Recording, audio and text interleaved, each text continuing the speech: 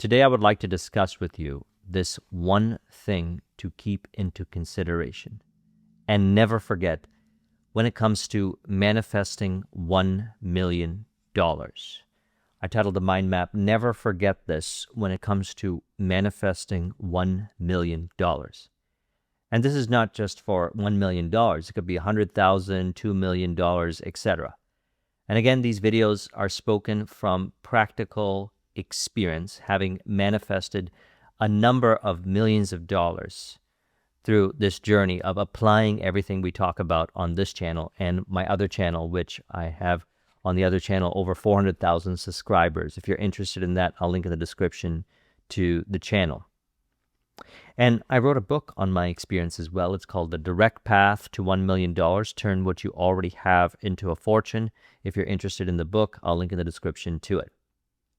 Now, people may be looking for techniques and tactics when it comes to manifesting money.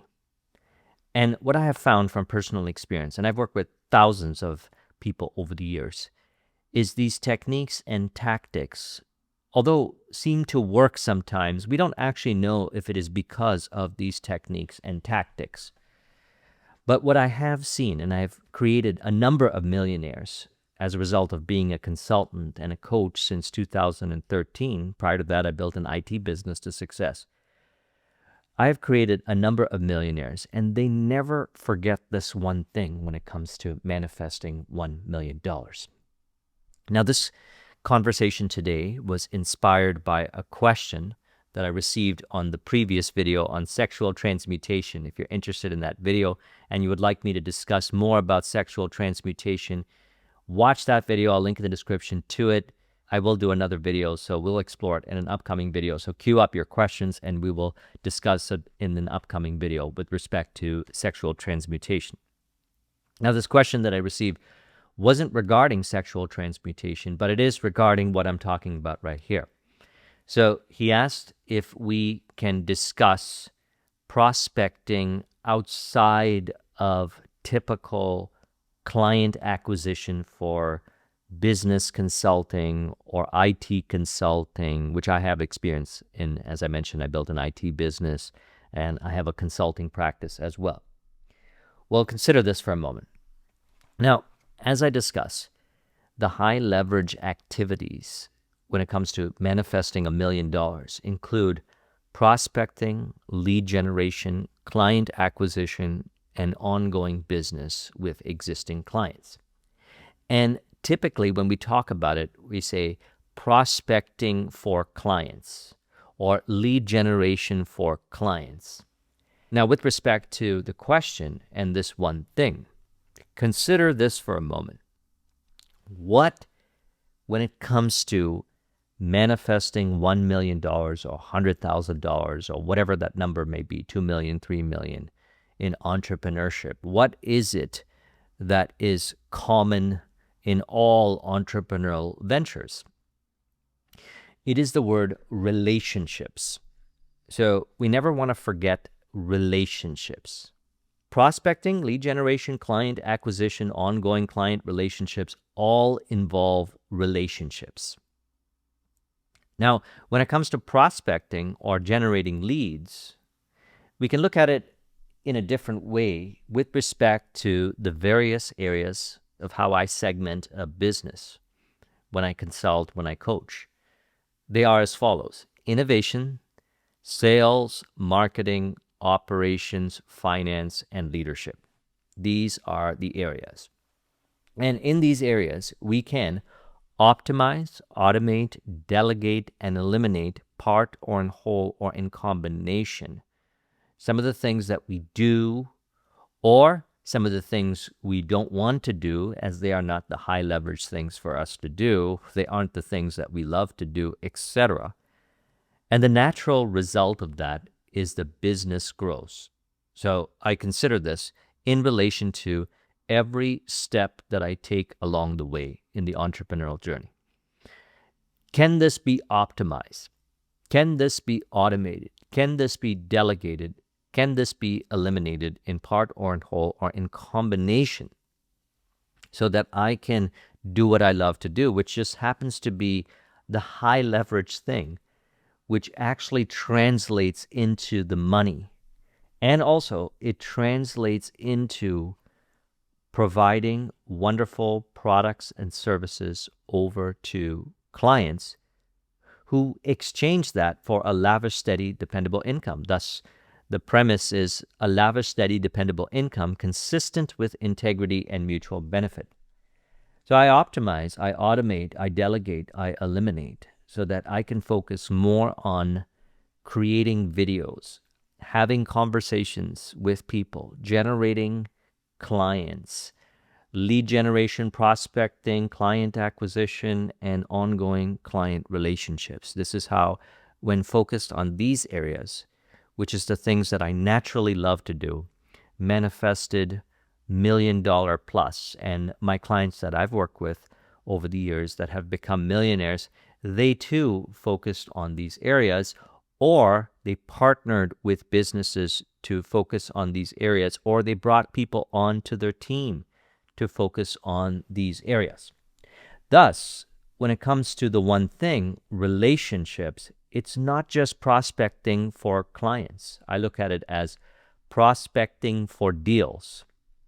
So you can prospect to look for business deals, people that you can work with. It could be vendors, it could be team members, it could be contractors, it could be business partnerships that can help facilitate the optimization, automation, delegation, elimination in some shape or form. And it could be in the areas of innovation, sales, marketing, operations, finance, leadership, etc. So essentially, you can also value relationships, just as you value the relationships with your prospects, your leads, your clients, and value the conversation that you're having with your prospects and leads, which facilitate client acquisition, exploratory conversations, as I discuss in my book, or otherwise known as consultative sales. Just as you can value that, you can also value the other relationships in the business that contribute indirectly, we can say, to that $1 million. So we can lead generate for deals. We can prospect for deals. And being very clear as to the various aspects of your business, the innovation, the sales, the marketing, the operations, the finance, the leadership parts of the business. You could look at the various parts of the business, or you can find someone who can help you with this, who can help you look at these various areas so that you can determine what can be optimized, automated, delegated, and or eliminated in part or in whole or in combination. The natural result is it frees up your time, your energy, and resources so that you could do what you love to do, which happens to be the high leverage thing, the thing that naturally results in flow. Flow is a natural result of being as you are. And the natural result of being as you are is knowing who you are. As we discussed on my other channel, you are that pure awareness, and you are here in consciousness to experience your real nature, which in Sanskrit is called Ananda. Ananda can be translated into peace, joy, happiness, bliss. So an honest question worth asking is it natural for you to do something that you do not experience love, happiness, peace, bliss, fulfillment in? And if the answer is no, that's perfectly fine. You don't need to force yourself to do these things. You can value relationships. Just as you value relationships, as mentioned, while prospecting, while generating leads, while acquiring clients, while engaging in ongoing business with existing clients, which increase your revenues, you can also value the relationships with the people that you meet along the way. So if you're part of a mastermind, if not, I recommend joining a mastermind. If you have some entrepreneurial friends, if not, I recommend developing some relationships with entrepreneurs. If you are part of a community where you discuss entrepreneurship or the things we talk about on this channel, which I recommend being a part of if you're not part of one, or when you're out and about. For example, while I travel, you might not know, but you can meet someone who can become a person that you deal with. So prospecting for me is not a force-based thing. It could be as simple as meeting 5 new people a day. When you meet 5 new people a day at particular events that you go to, meetups, even when you're out and about, or if you're in particular areas where there's business travelers, for example, when I fly or in the airport lounge, what happens is you can form relationships, and these relationships can help facilitate in some shape or form the optimization, automation, delegation, or elimination, in part or in whole or in combination. You know my rhyme. Optimization, automation, delegation, elimination, in part or in whole or in combination. And this is not hard to do. If you think that it is hard to do, think again. You can meet someone, be open to meeting someone that can help you in these areas. I've been brought into a number of businesses to help them in these areas. Why? Because some of the entrepreneurs like the client fulfillment. So that's where they value the relationships. Now, they also value the relationships in the different areas of business. As mentioned earlier, I've worked with a number of entrepreneurs who have become millionaires. They also value the relationships in the different areas of business. But it doesn't mean that they force themselves to do those things. They bring people on, team members, vendors, business partners, etc., to take care of those areas. They don't neglect them. They don't ignore them. They don't pretend like the problems are not there. So everything is cared for in the business. The business is looked at as an organism that has parts that make up the whole. As mentioned, the way I segment it is innovation, sales, marketing, operations, finance, and leadership. And there are various things that go on within the business. Like, for example, on the sales marketing side, which can also include innovation, there's prospecting, lead generation, client acquisition, ongoing client relationships facilitated, which also ties in to the operations side because this happens also during client fulfillment. And through these high leverage activities, we come up with more innovative ideas on how to grow our business. Now, along the way, what happens is you may discover parts that make up the whole in the various areas of your business. Again, in your innovation side, in your operations side, in the sales side, the marketing side, the finance side, and the leadership side, where you can bring people on. They can be vendors. They can be new team members. They can be people that you hire. They could be people that you consult with. They could be people that you joint venture or partner with, to name a few types of relationships. You can meet these individuals and they support you tremendously.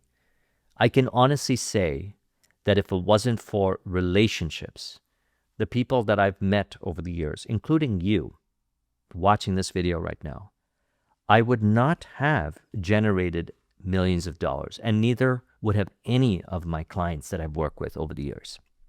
So valuing relationships is key. Now, a person may be afraid of starting conversations with people in the areas of prospecting, lead generation, client acquisition, ongoing client relationships. A person may be afraid during the prospecting sessions, during the lead generation activities, during the sales presentation or consultative selling, Zoom sessions, etc. Or while they're servicing the clients, they may be afraid to communicate with them to discover additional pains, needs, desires, frustrations, etc., which is all optimization data for you to create additional products and services and offer to them, thus increasing the revenue you receive from the client, not by trying to get money out of them, take money, but by actually creating valuable products and services along the way. I have found when I had my IT business and consulting that there were a number of clients that would come back and buy again and again and again, provided that I had additional products and services to offer them because I had a wonderful relationship with them. They would also take me up on referrals where I would get a percentage on that deal, and that increased my revenue. So my revenue went up as a result of the initial offer, whatever it was. My revenue also went up when they bought the additional products and services that I created for them. My revenue also went up when I made referrals to other businesses and took a percentage on the deal. And also, my revenue went up when I joint ventured with other businesses to create additional products and services to offer them. And as they were benefiting greatly, we have what is called a lifelong harmonious client relationship. So again, the key word is relationship. Never forget this when it comes to manifesting $1 million. Forget the techniques and tactics and all these things that don't value the relationships. These are real human beings buying products and services that they benefit greatly from. And if you are that product provider, that service provider, or a sales rep, or a deal maker, etc., then they're going to go to you because you embody what Napoleon Hill talked about in Think and Grow Rich. Quality, quantity, and spirit of service. Quality of service. You treat your relationships wonderfully. You treat your prospects wonderfully, your clients wonderfully, prior to starting an interaction with them, during the interaction, and after the service has been rendered. Ongoing client relationships. You get a lot of referrals also. We've been discussing the nuances. Now I've made quite a bit of videos on this channel. I'll put it all in a playlist in the description. I recommend watching all the videos. And again, if you have questions, we can explore in upcoming videos. Just leave a question below and I'll answer in an upcoming video. So as mentioned, a person might be afraid to have conversations with people, to start conversations, during conversations, after conversations, etc. No shame, no condemnation.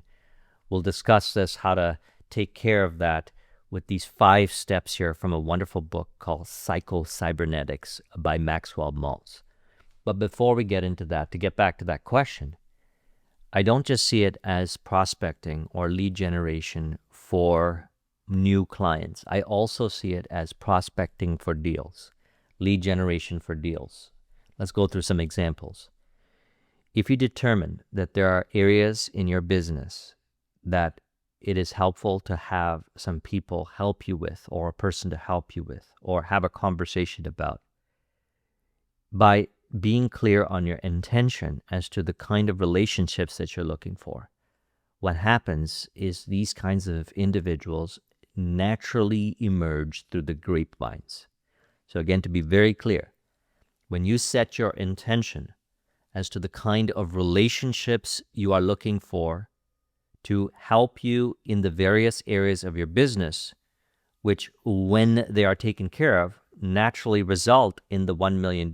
When you set your intention as to the kind of relationships you are looking for, when you are clear, and this is a clarifying conversation we're having here. So after this video, you have a higher degree of clarity as to what you can look for. And again, if you want a copy of this mind map, the link is in the description to it. Once you are clear, out and about through the grapevines, etc., you will meet these individuals that will contribute. Here are some examples. Optimization. Let's say you're saying, you know what, I don't know how to optimize my innovation so that I can get additional products and services created to offer my existing clients. You may seek a conversation with someone. You can set that intention to meet someone that can have a conversation with you about this particular topic. And then this person shows up to help you optimize your innovation. You may also benefit from a firm taking care of your sales. For example, one of my clients who now runs a business that does over $1 million a year offers paid advertising to businesses. They help them with Facebook ads, etc., which their clients have either no interest in doing or they do not have the knowledge or expertise to do. But their clients set the intention, and they also set the intention to meet those clients.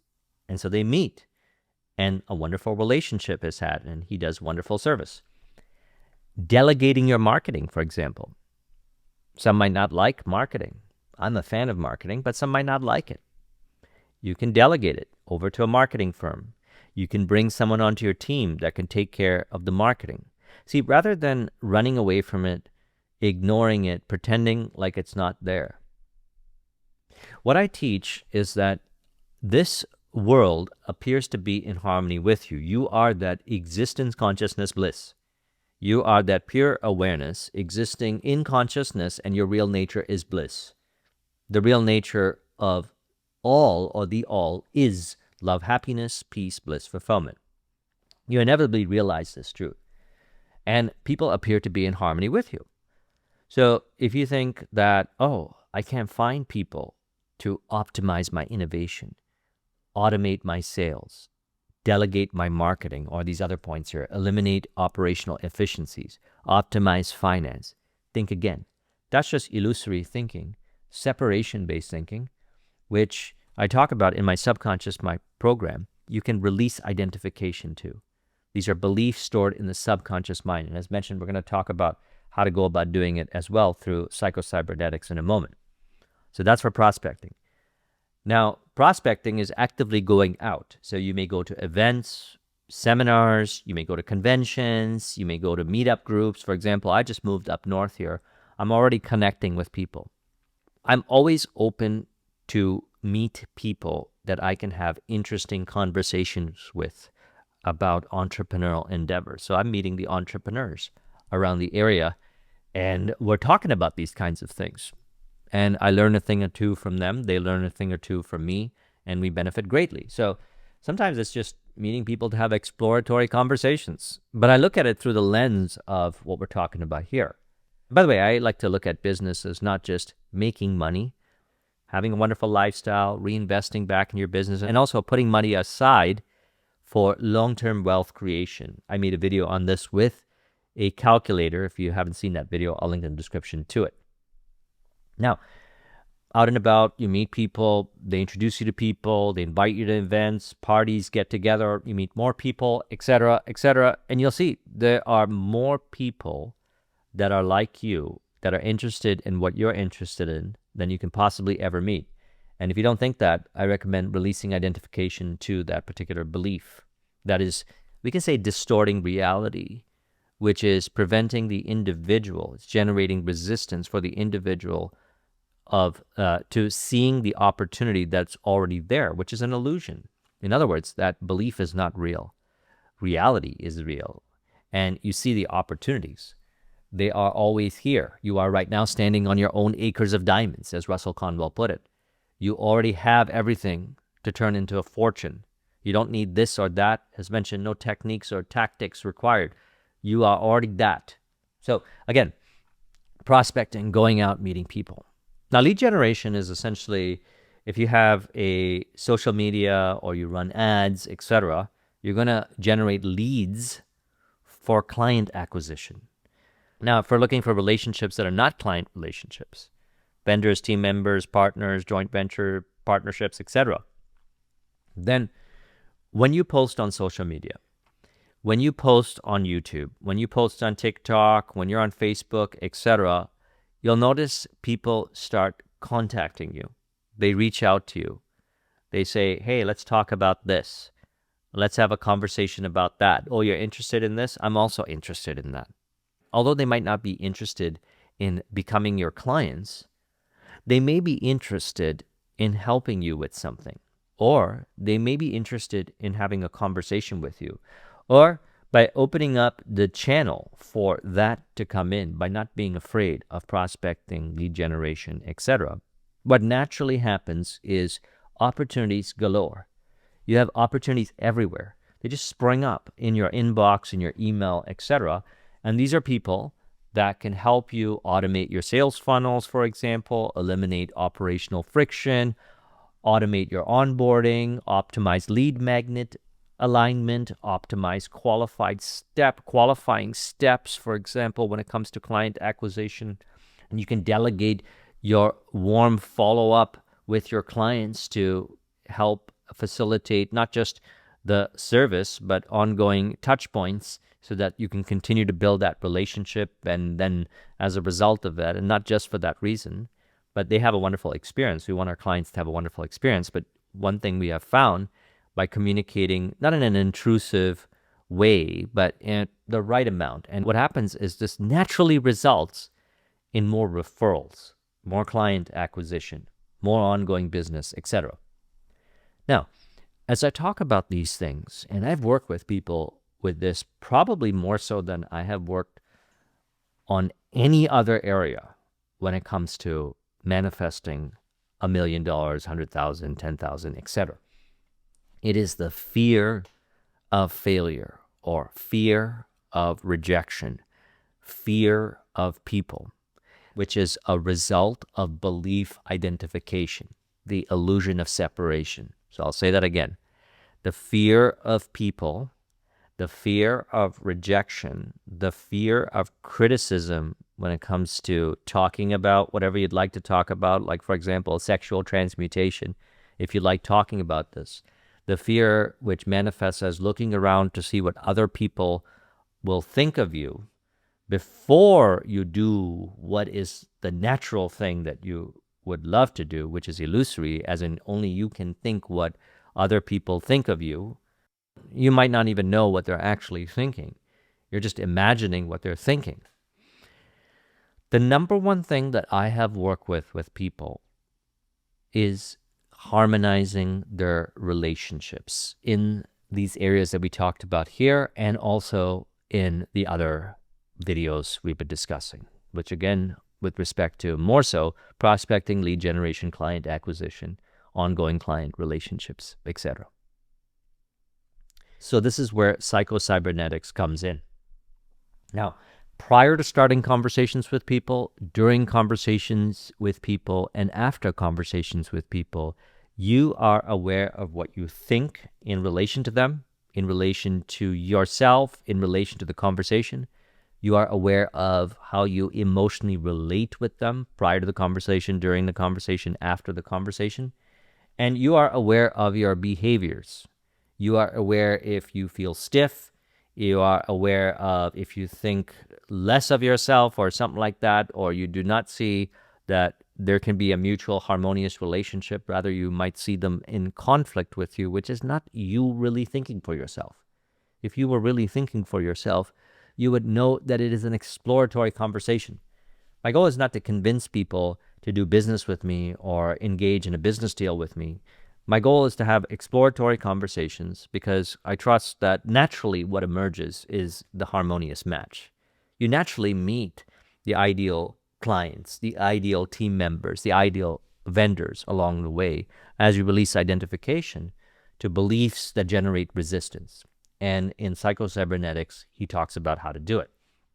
So, number one, he says your built-in success mechanism must have a goal or a target. This is your definite chief aim, your vision. It could be something as simple as, I have in my possession $1 million. He says the goal or the target must be conceived of as already in existence now, either in actual or potential form. So if you don't have $1 million in your bank account, that's a potential form. Now, as you commit to that vision, some way, somehow it happens. You're oriented towards that end, as he discussed. He says the automatic mechanism is teleological. That is, operates or must be oriented to end result or goals. So this is being clear, as we mentioned earlier, not just in the vision. Once you are clear on the vision, along the way, you become clearer as to the nuances, as to the kind of relationships you would like to have in your business, the relationship criteria, whether it be to optimize your innovation, sales, marketing, operations, finance, leadership, delegate, eliminate, etc. This is what happens along the way. And so opportunities are presented along the way to not think that you can't have it. You can't meet these people. It's going to be stress and frustrating. That's opportunity for mind purification, to release identification to those beliefs. And he says, how so? Do not be discouraged, because the means whereby may not be apparent. It is the function of the automatic mechanism to supply the means whereby, when you supply the goal. Think in terms of end result, and the means whereby will often take care of themselves. So along the way, as you go about your business initiative, are you thinking in terms of end result, as in these are opportunities that are presenting themselves? If there's resistance to these opportunities, I can release identification to the resistance. The resistance is apparent in the thoughts, in how a person emotionally relates, and in the behaviors. And that can be optimized as well. It's just programming stored in the subconscious mind that can be released. As you release it, everything flows naturally. I always say this: the moment you commit to a vision, what naturally happens is people, environment, information appears to be in harmony with you as you are in harmony with those aspects. Thoughts, what you think, what you don't think, how you emotionally relate, how you don't emotionally relate, what you do, what you don't do, happens naturally in flow. There's no concern or worries or restriction in these areas. It's not like you're suppressing or repressing emotions. They naturally flow. It's not like you're worried about what to think or not think. You naturally think for yourself if you think. And also your behaviors flow naturally. If this is not the way it appears for you, it's just programming in the subconscious mind that you can bring awareness to and release identification so that everything flows naturally. You're not resisting the relationship opportunity when it comes to prospecting for deals, lead generation for deals, etc., which is just simply talking about what you do, putting yourself out there, allowing people to come to you because you have no resistance. So sometimes I get asked the question, should I actively go out and prospect? And again, prospecting for clients or prospecting for deals? Or should I wait for prospects or wait for deals? And my answer is, I don't wait.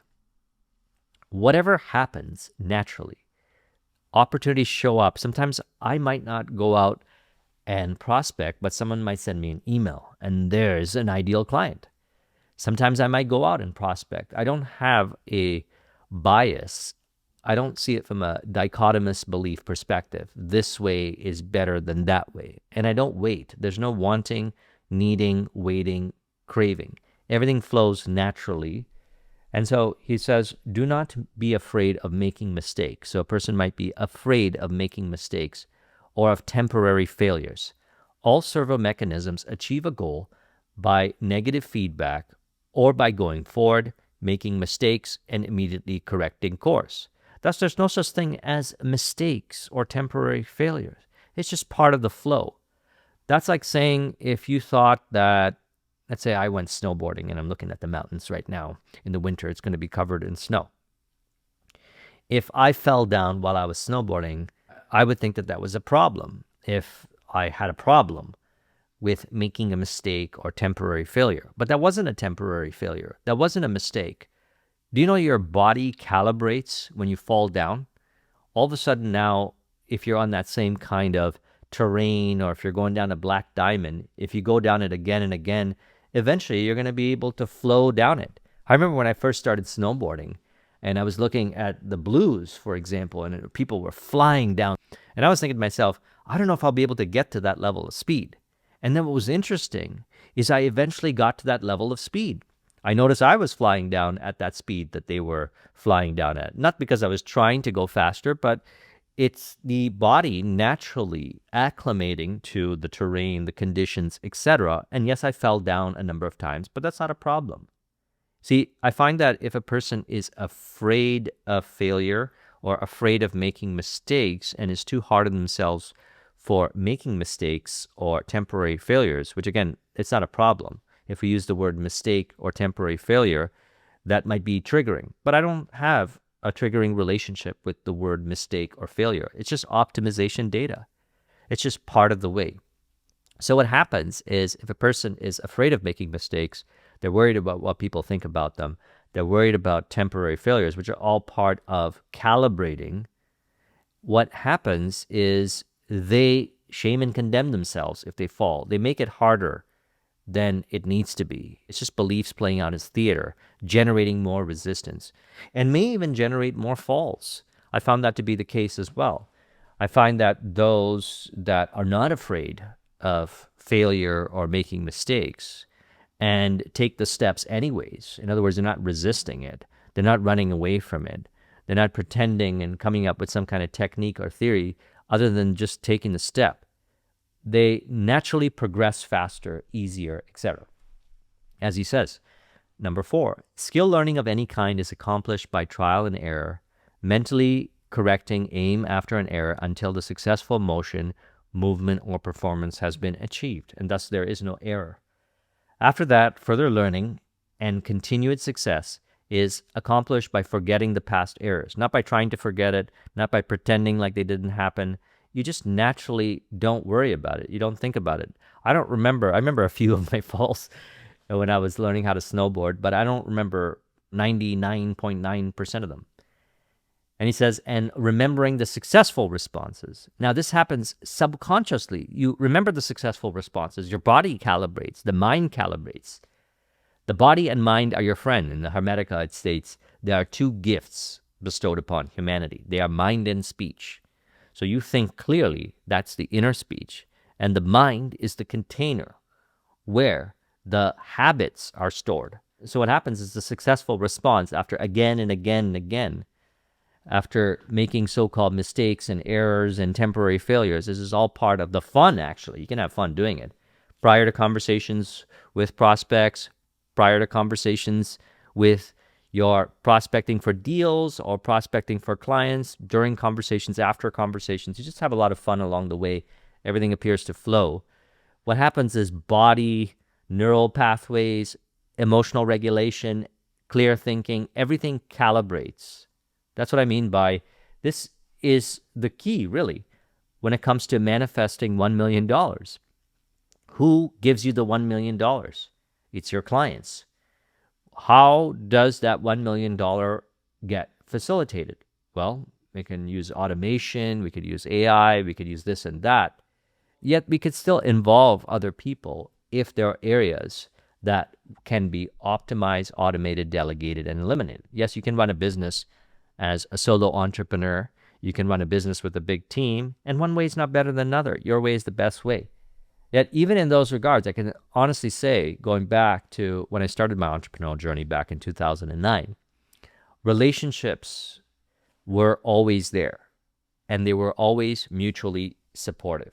So thus, applying what he discussed in psychocybernetics dissolves those beliefs that generate resistance when it comes to prospecting, lead generation, client acquisition, ongoing business with existing clients, and not just to acquire clients, but also making business deals so that you can have the support, the supportive environment, the supportive team, the supportive partnership, so that you can both mutually benefit.